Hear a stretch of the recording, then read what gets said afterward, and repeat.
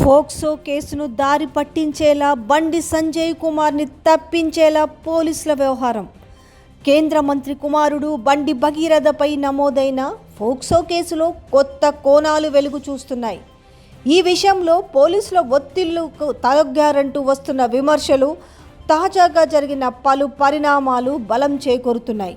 POCSO section 6 పెట్టేందుకు బదులుగా ఇతర సెక్షన్లు వర్తింపు, బాధితులకు ఇవ్వాల్సిన ఎఫ్ఐఆర్ భగీరథ్ న్యాయవాది చేతికి, వాంగ్మూలం రికార్డు చేయకుండానే మెడికల్ టెస్టుకు రావాలని ఒత్తిడి, కేసును నీరుగార్చేందుకు ప్రయత్నం, నిరాకరించిన బాధిత కుటుంబం. కేంద్ర మంత్రి కుమారుడు బండి భగీరథపై నమోదైన ఫోక్సో కేసులో కొత్త కోణాలు వెలుగులోకి వస్తున్నాయి.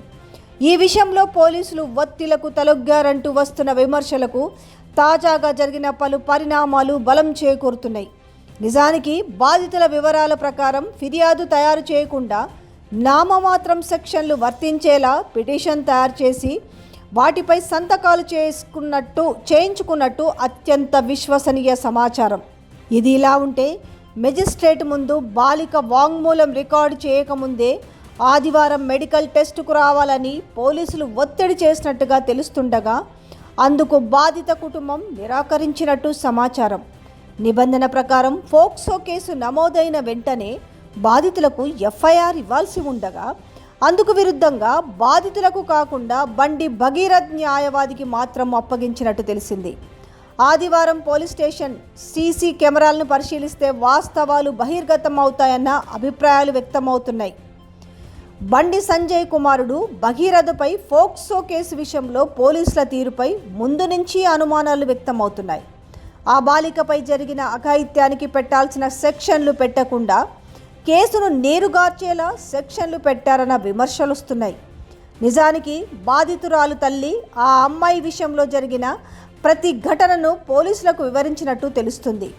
ఆమె చెప్పిన ప్రకారం అన్ని వివరాలు నమోదు చేసుకున్నట్టు చెప్పి ఆ మేరకు సదరు ఫిర్యాదుపై సంతకం తీసుకున్నారు.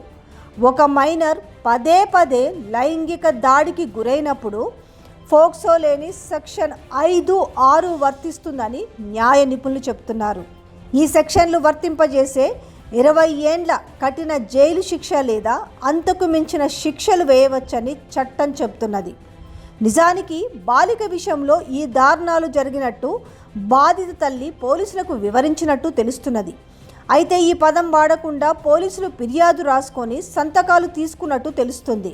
నిజానికి బాధిత కుటుంబానికి చట్టాలు, కొన్ని లీగల్ పదాలపై పెద్దగా అవగాహన లేకపోవడాన్ని ఆసరాగా తీసుకున్న పోలీసులు బండి భగీరథకు అనుగుణంగా వివరాలు రాసుకున్నారనే విమర్శలున్నాయి. అక్కడ కేసు వీగిపోయేలా తమ లౌక్యాన్ని ప్రదర్శించారని తెలుస్తుంది. ఫోక్సో కేసును నీరుగార్చేందుకు పోలీసులే ప్రయత్నాలు చేస్తున్నారనే విమర్శలు వ్యక్తమవుతున్నాయి. సదరు బాలికను మెడికల్ టెస్టుకు తీసుకొని రావాలని పోలీసులు సదరు కుటుంబానికి ఆదివారం చెప్పినట్టు తెలుస్తుంది. నిజానికి మెజిస్ట్రేట్ ముందు వాంగ్మూలం రికార్డ్ చేసిన తర్వాత మెడికల్ టెస్టుకు తీసుకెళ్లాల్సి ఉంటుందని న్యాయ నిపుణులు చెప్తున్నారు. కానీ అలా కాకుండానే ముందుగానే మెడికల్ టెస్టుకు తీసుకెళ్లి కేసును నీరుగారేలా రిపోర్ట్ను తయారు చేయడానికి ప్రయత్నిస్తున్నారన్న ఆరోపణలున్నాయి.